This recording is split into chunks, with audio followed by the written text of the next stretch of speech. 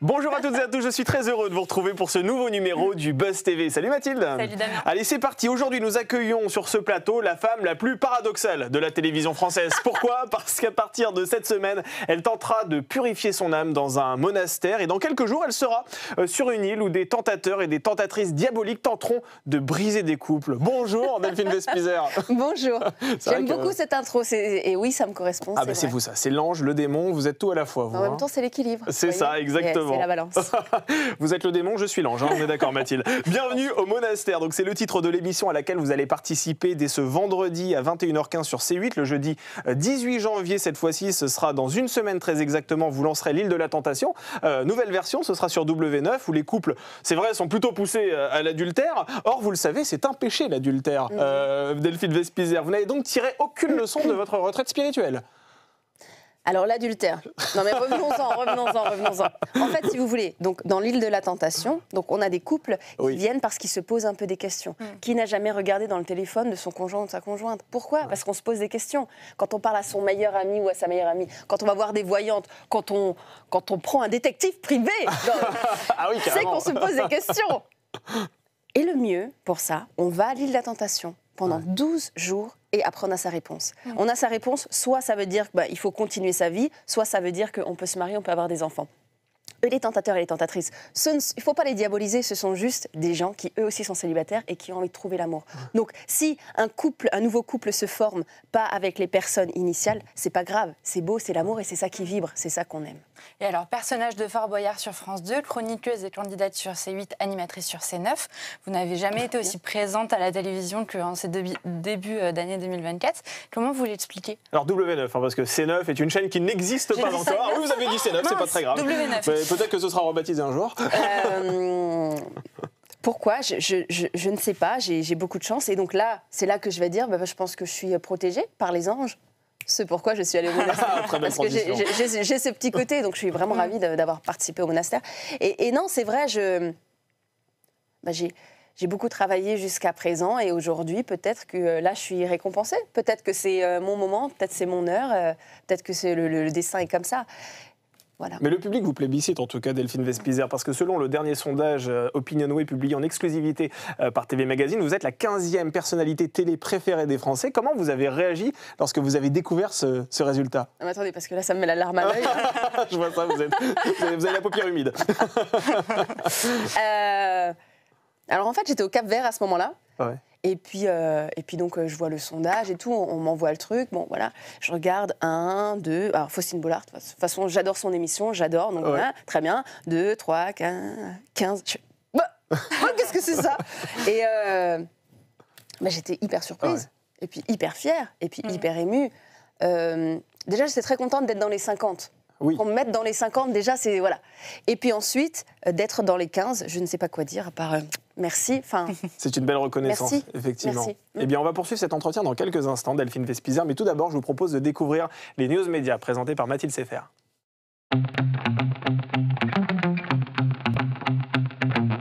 Allez, c'est parti, on commence ces infos médias avec des nouvelles dans l'affaire Alain Delon. Oui, et depuis la récente interview accordée par Anouchka Delon dans le journal de 20h de TF1, tout le monde s'en mêle. Pour rappel, elle avait répondu aux accusations de manipulation avancées par son frère Anthony Delon, mais à présent, c'est toute la famille qui éclate. Alain Fabien Delon, le deuxième frère, porte plainte lui aussi contre sa sœur et l'accuse d'emprise. Quant à Hiromi Rollin, la prétendue dame de compagnie ou compagne d'Alain Delon, elle reproche, elle, à tous les enfants d'avoir suspendu les traitements médicaux de leur père, allant jusqu'à dire que la vie d'Alain Delon est en danger. Ça vous passionne, ces histoires de famille comme ça qui se déchirent sur le devant de la scène ? On a connu récemment aussi celle de Johnny Hallyday. Vous suivez ça avec attention, Delphine ? Non, ça me passionne pas, mais ça me rend un peu triste. Oui. Et puis non, surtout aussi se dire que ça arrive chez tout le monde, en fait. Oui. Ça arrive chez tout le monde, et c'est pour ça la communication, c'est tellement important. Et certains mots, vous voyez, qu'on peut dire à des enfants à des moments donnés, ou même à des adolescents, ou même les choses qu'on peut échanger entre nous, parfois ça reste et puis ça cristallise en fait des sensations un peu bizarres qui font qu'après les familles ne sont plus unies. C'est très triste parce que le temps passe vite. Donc c'est important parfois de... Ah, là, je vous sens. Là, je vous inspire. Là. Oui, en fait, je bois vos paroles. J'ai vu ça. Et donc, ouais, c'est triste. On souhaite tous se sentir soutenus et puis vraiment appartenir à, déjà à sa famille. Quoi. Donc, vous avez connu Alain Delon, vous aussi. C'était lui qui était le président du jury Miss France lorsque vous avez été couronnée Miss France. On a l'image d'ailleurs, normalement, qui devrait s'afficher. Vous avez gardé contact avec Alain Delon ? Alors, donc effectivement, c'est lui qui a dit Miss France est et restera Miss Alsace. Et à ce moment-là, vous tombez à moitié dans les pommes. Exactement. Ensuite, on est allé au Festival du film ensemble en Ukraine. Ah oui. Et ouais, non, c'était hyper bien. Bon, après, par la suite, effectivement, on n'a pas gardé contact. Mais j'aime bien les personnages, moi. J'aime bien les gens, les personnages. Même si c'est des gens écorchés, des gens... moi, j'aime les personnages, vous voyez, les gens qui ont une histoire. Allez, on poursuit ces infos avec une violente agression, Mathilde, racontez-nous. Oui, elle concerne Grégoire Lyonnais, l'époux de la chanteuse Alizée. Il avait été connu du grand public dans l'émission Danse avec les stars sur TF1. C'est d'ailleurs de cette manière qu'ils se sont rencontrés. Oui. Donc ça, c'était il y a 10 ans. Et ils ont depuis monté un studio de danse ensemble en Corse. Et c'est précisément à cet endroit que Grégoire Lyonnais a été violemment frappé par un individu qui n'accepterait pas cette relation de couple. Oui. L'agresseur a rapidement été interpellé et placé en garde à vue. Grégoire Lyonnais a quant à lui été touché au visage. Ah oui, donc là, on est sur un fan assez fanatique, c'est le cas de le dire. Vous avez déjà vécu ce genre d'expérience ? Vous en avez aussi ? J'en ai comme ça, et effectivement, qui sont donc jaloux des gens avec qui on peut être. C'est pas vrai ? Bien sûr. Et ça s'illustre comment ? Ce sont des messages de menaces à votre conjoint ? Comment ça se passe ? Ça va pas jusque-là, mais c'est des messages à moi, oui, mais tu mérites mieux, mais machin, mais moi je t'aime, je donnerai ma vie pour toi, et tout, et tout. Et donc, ouais, ça va hyper loin. Donc c'est vrai que généralement, les conjoints de personnalités, parfois peuvent être pris à partie parce que les fans, qui viennent parfois ça vient du mot fanatique, en fait, ont tellement un amour tellement exacerbé, parfois même destructeur. Parfois, ça leur fait même Dieu. Moi, j'ai déjà des gens qui ont, parce que je répondais plus trop à des messages et tout ça, m'ont dit qu'ils allaient faire des tentatives de suicide. C'est déjà allé hyper loin. Ah ouais. Donc après, il faut un peu calmer les gens parce qu'en fait, ils vont dans de la folie.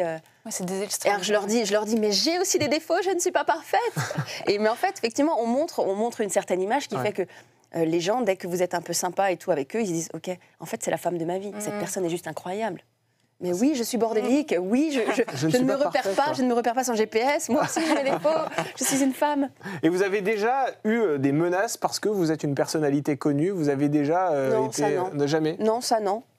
Après, bon, forcément, il y a des gens qui n'ont pas forcément été d'accord tout le temps avec moi sur certaines prises de position que j'avais, notamment dans TPMP, qui est une émission bien sûr très clivante où on donne son avis. En fait, il n'y a pas de voilà, c'est soit oui, soit non. Absolument. Et ça peut effectivement occasionner parfois des menaces de la part de personnes qui n'aiment pas forcément le débat. Exactement.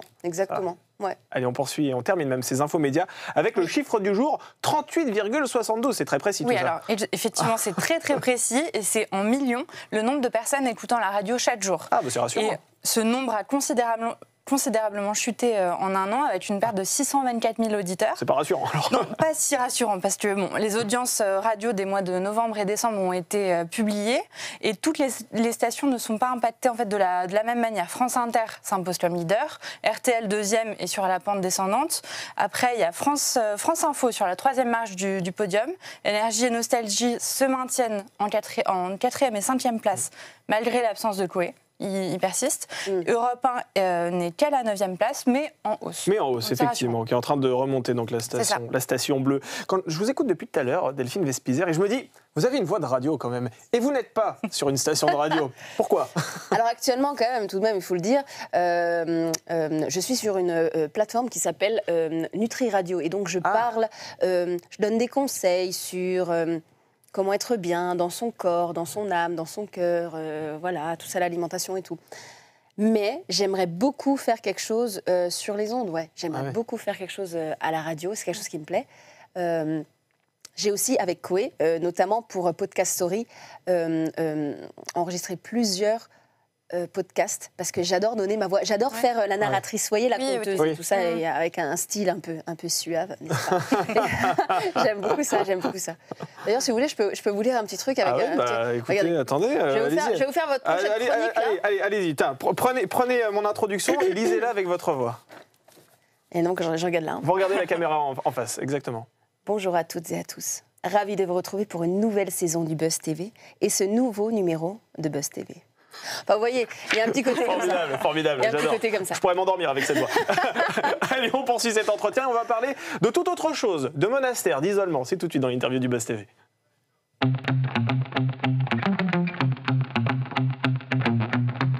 Diffuse donc bienvenue au monastère, ce sera ce vendredi 12 janvier en première partie de soirée. Vous participez à cette émission en compagnie de 5 autres personnalités et l'objectif c'est de se couper du monde en participant à une retraite spirituelle dans un monastère, plus précisément au couvent de Barbara, c'est en Corse. Corbara, j'ai dit Barbara. C'est quelqu'un d'autre, mais Corbara. C'est une chanteuse. Oui.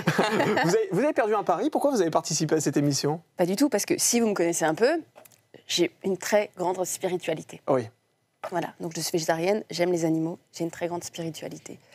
Et dans nos vies, on ne peut pas forcément la matérialiser. Pour la simple raison que si moi, concrètement, alors que j'adore bosser, je coupe mon téléphone pendant une semaine, eh ben, je ne vais pas me sentir bien. Je vais me dire, oh là là, mais je vais louper des mails, je vais louper des appels, je vais louper des émissions et tout et tout. Là, en plus, c'était pour une émission, donc je me dis, ok, c'est quand même le travail et on va pouvoir vraiment s'immerger dans quelque chose d'incroyable. C'était génial. À tel point qu'au bout d'une semaine, quand on m'a rendu mon téléphone et que l'expérience était arrêtée, j'ai pleuré toutes les larmes dans mon corps, et je ne voulais pas rentrer, je ne voulais pas reprendre le téléphone, et je ne voulais pas reprendre cette vie-là. Ah oui. Et même dans un des...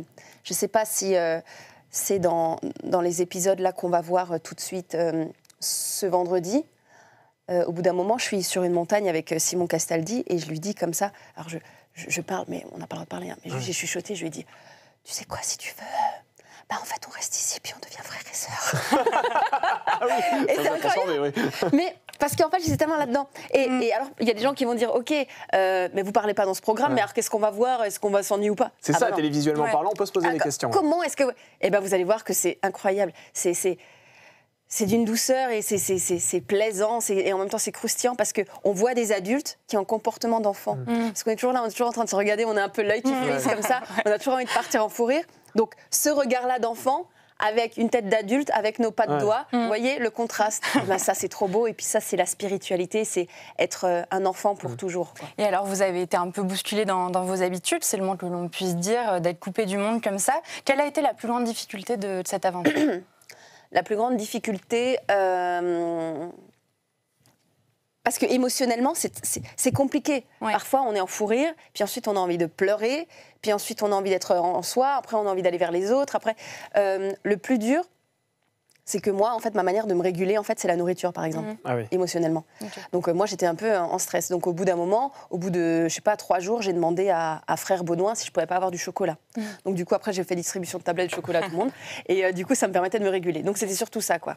Parce qu'en fait, le truc, c'est que là-bas, on mange pas pour le plaisir. Alors, c'est très bon, hein, mais je veux dire, on mange pendant, allez, une demi-heure, et ensuite la cloche sonne, et après on doit débarrasser. Ouais. Et même moi, vu que j'ai l'habitude de me resservir, et puis mon dessert et mon truc, à chaque fois je suis là, je fais oh, donc ça c'était dur pour moi, parce que la table, c'est vraiment un moment de convivialité, où on mange, on boit, on parle, on rigole, et là on pouvait pas faire tout ça, on pouvait pas faire durer le plaisir, donc ça c'était un peu frustrant pour moi. C'était le moment de la table. C'est vrai que Delphine, vous parlez de spiritualité, mais on va être très précis, on parle ici de religion catholique, vous êtes dans un couvent.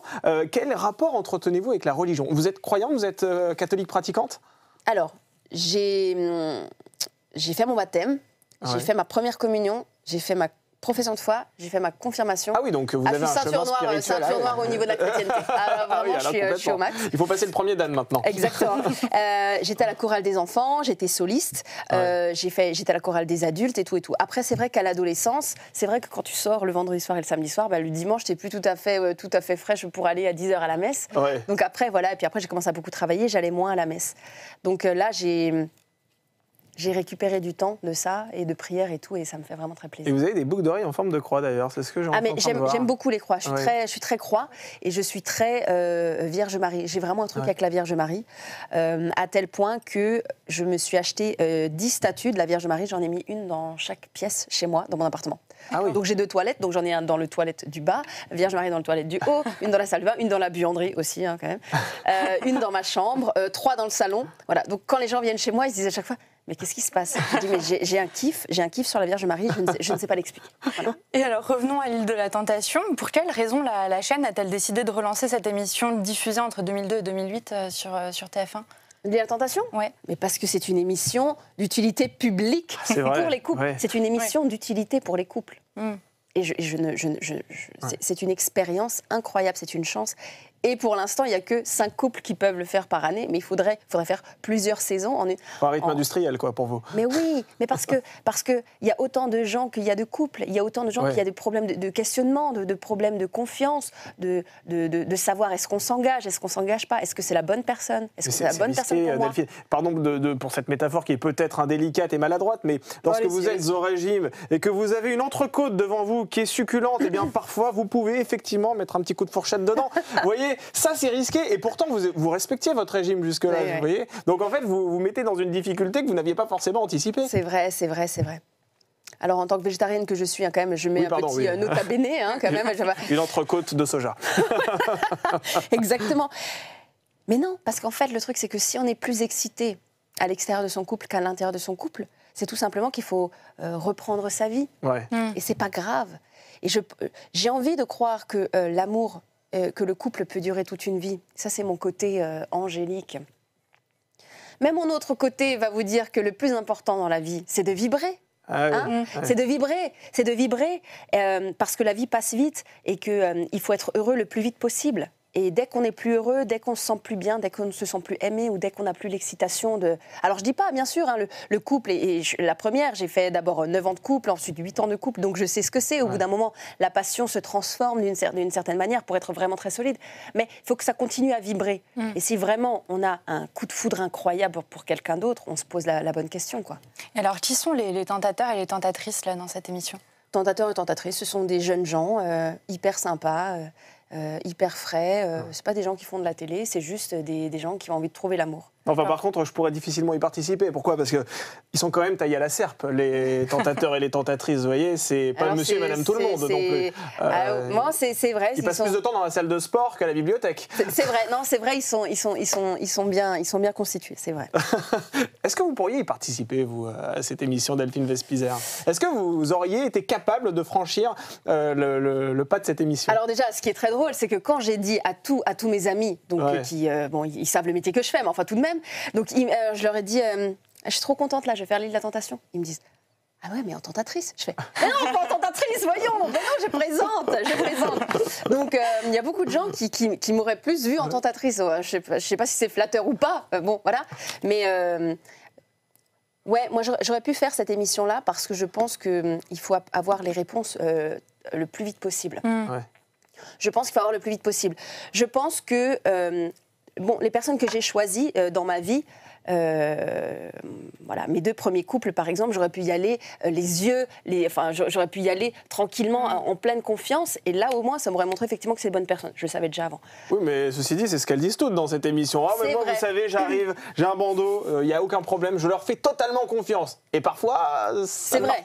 Après, par exemple, sur d'autres personnes que j'ai rencontrées, je me dis que punaise, si j'étais à l'île de la Tentation, eh ben, j'aurais pas perdu autant de temps. Vous voyez? Ouais, je comprends. Donc, et puis le but de la vie, c'est de ne pas perdre de temps, c'est d'être heureux, en fait. Donc en fait, vous savez, dans la vraie vie, et puis c'est la tentation en permanence, et quand ça arrive, qu'il y a des gens qui fautent, ou quand vous vous faites tromper, je vais le dire, parce que de toute façon, dans la vie, c'est un jour vous vous trompez, un jour vous vous faites tromper. Au moins, on a une fois été dans une situation et dans l'autre. Mais quand vous vous faites tromper, généralement, tout le monde est au courant, mais tout le monde. Sauf vous. Ah oui, c'est ça. en fait, c'est ça qui est fantastique. Et pourquoi aujourd'hui, voilà, parfois... c'est important de voir les images et de pas se voiler la face, en fait. Et donc là, on a vraiment les images et on voit le comportement de la personne lorsque vous n'êtes pas avec. Ouais. Et alors, lorsque les participants à cette émission sont dans leur village respectif, vous, qu'est-ce que vous faites? Moi, concrètement, je suis à la plage. Hein. Moi, on le voit d'ailleurs, on le verra dans le premier épisode. Vous avez un coup de soleil en aval pour vous. Hein. Sincèrement, je vous le dis, moi j'ai regardé le premier épisode, je souffrais à votre place. En fait, quand il y a la remise des colliers de fleurs, bon, la séquence en tout, on l'a tournée, ça a duré peut-être 1h30. Donc on commence avec un décolleté comme ça, ok. Et bon, donc vous, au fur et à mesure des minutes, vous voyez que ça devient de plus en plus rouge-violet limite. Hein. C'est vraiment, c'est vraiment très beau. Et c'était le plus beau tournage de ma vie parce qu'effectivement, on a beaucoup travaillé, mais Tulum, c'est aussi la fête, c'est aussi le soleil, c'est aussi les cérémonies à la lune. Donc, avec la production, on a vraiment eu plaisir, en fait, à tourner cette émission. Il y a quelque chose d'assez sociologique, finalement, dans cette émission, parce que quand on regarde le premier épisode, on constate que les hommes en couple sont sur la retenue les 3 ou les 4 premières secondes, globalement, mais qu'ils se laissent vite embarquer par les tentatrices. En revanche, les conjointes, elles sont beaucoup plus réservées, voire même elles se questionnent sur ce que leurs conjoints peuvent faire dans le village d'à côté. Est-ce que la morale de cette histoire, finalement, c'est que tous les hommes sont des coureurs de jupons, quoi qu'il en soit? Non, je vais vous dire un truc, c'est juste qu'en fait, on a un rythme différent avec les hommes. C'est-à-dire que eux, ils vont y aller les premiers jours hyper vite et les filles, elles vont être pas frustrées, elles vont être déçues, outrées et tout. Sauf que à la fin de l'aventure, c'est les filles qui y vont et puis c'est les mecs qui pleurent. Quoi. Parce que qu'est-ce que j'ai fait? Mais non, mais je t'aime. Et voilà. Et après, c'est les filles. Les filles, elles mettent un peu plus de temps, mais une fois qu'elles sont parties, elles sont parties. Elles sont parties vraiment. Ouais. Allez, on poursuit cet entretien avec Miss France parce que récemment, les téléspectateurs vous ont aperçu sur TF1. C'était en décembre dernier à l'occasion de l'élection Miss France 2024. Vous avez rendu hommage à Geneviève de Fontenay en compagnie de 40 Miss. Vous étiez une quarantaine. C'était très émouvant d'un point de vue téléspectateur. Comment vous avez vécu ce moment, vous, sur scène? C'était très émouvant parce qu'effectivement, à la fin, quand on est toutes les unes à côté des autres et qu'on applaudit, déjà, on se regarde et on voit toutes ces femmes, toutes ces beautés d'âges différents et on se dit, waouh, les filles, on est toutes passées par la même chose. Déjà, on a été élus par les gens, on a été élus pour notre beauté. Déjà, la beauté, c'est vrai que c'est un don. On ne peut pas la payer, la beauté. Et puis la beauté, elle passe aussi. Donc c'est quelque chose de très précieux sur un moment donné. Donc il y avait ça, il y avait cette sororité féminine, c'était vraiment très beau. Et puis on applaudissait la femme qui a permis de changer notre vie, en fait. Geneviève de Fontenay a changé notre vie. Toutes ces femmes qui étaient là. En fait, c'est grâce à elle. Oui, c'est grâce à elle aujourd'hui que Miss France est encore à la télévision. Oui, c'est ça. Exactement. Et alors, dernièrement, Ève Gilles, qui représentait la région Nord-Pas-de-Calais, a été élue Miss France 2024. Est-ce que vous auriez parié sur elle? Oui, j'aimais beaucoup. Ouais. Mais en fait, oui, elle est différente et puis elle affirme son individualité. Moi, je trouve ça très bien. Donc, elle l'affirme par ses cheveux, voilà. Je trouve ça très bien. Alors, quel conseil vous pourriez lui donner? Qu'elle continue comme ça. Et c'est vrai qu'une fois que l'émission était terminée, nous, toutes les anciennes ont été sur scène. Et donc, je garderai toujours cette image donc, de Ève qui s'avance comme ça avec sa couronne, mais avec ses cheveux courts. Donc en fait, j'ai vu sa tête comme ça, avec son dos, avec ses cheveux tout courts et une couronne posée sur la tête. C'était très beau. Ça changeait. Et effectivement, ça change et ça dénote par rapport aux années précédentes. Et à ce propos, on a une question à vous poser. Elle ne vient pas forcément de nous, elle vient de Julie Hamed, journaliste à BFM TV, qui est à votre place hier sur ce plateau. Je vous propose de la découvrir. Quel est votre regard à vous quand vous regardez, et si vous continuez à regarder Miss France, est-ce que vous vous dites il y aurait peut-être des changements à faire aussi pour permettre à cette émission de coller peut-être un peu plus à vos valeurs féministes? Est-ce qu'il y a d'autres changements à faire? Il y en a eu beaucoup ces dernières années. On a le droit maintenant, les femmes ont le droit d'être mariées. Voilà, ça fait pareil. Il n'y a plus de limite d'âge. Est-ce qu'il y a d'autres changements qu'il faudrait envisager selon vous? Non, moi je pense que c'est très bien. Franchement, les valeurs de Miss France, pour moi, ont toujours collé avec le côté d'être féministe. Féministe, c'est un grand mot aussi. Moi, je suis plus dans le girl power. Et je suis désolée, quand vous devenez Miss France à 19 ans ou même à n'importe quel âge, vous devenez Miss France, vous faites une vie de fou, vous voyagez de fou, vous gagnez beaucoup d'argent, vous rencontrez beaucoup de personnes, vous vivez des choses incroyables. Après, vous ouvrez votre entreprise, votre société, parce qu'il faut appeler un chat, et vous travaillez pendant des années, et vous faites ce que vous voulez. Puis vous gagnez votre argent. Donc en fait, c'est un ticket pour avoir une vie incroyable. C'est un sacré tremplin. Et c'est ça, girl power. Donc pour moi, c'est ça, être féministe. Eh bien voilà, girl power, c'est ce qu'on va retenir de cet entretien. On va poursuivre tout de suite avec notre dernière rubrique, ça s'appelle Au suivant.